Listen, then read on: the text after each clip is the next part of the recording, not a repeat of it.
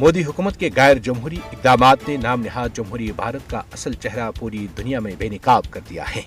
मोदी हुकूमत आमिराना तर्ज अमल पर भारत को बड़ी तेजी के साथ आमिरियत की तरफ ले जा रही है। 2014 में मोदी के वजीर अजम बनने के बाद से भारत में सियासी हुकूक और शहरी आज़ादियाँ नापैद होती गई हैं।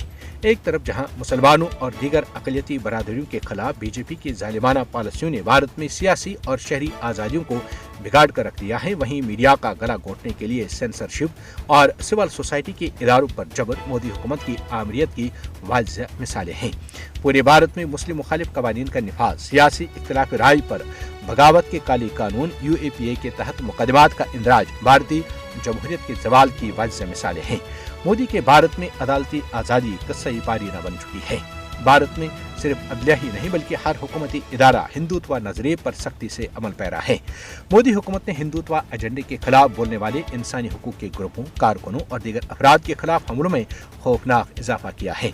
सिखों की नस्लकुशी से कौन जी हैस इनकार कर सकता है, जबकि आज भी बीरो ममालिक मुकीम खालिस्तान हामी कारकुनों को चुन चुन कर निशाना बनाने का सिलसिला जारी है।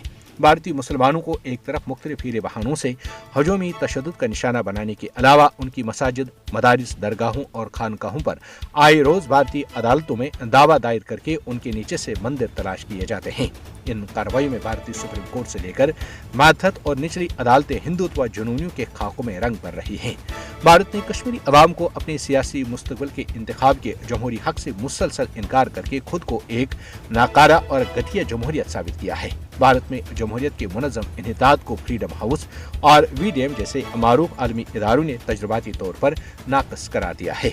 दुनिया को मोदी की बढ़ती हुई आमरीत और भारत व मकबूजा जम्मू और कश्मीर में जबर के नाम पर लोगों के हुकूक के हुसूल के लिए खड़ा होना चाहिए। दुनिया को यह समझने की जरूरत है कि फस्ताई मोदी हुकूमत पूरी इंसानियत के लिए खतरा है।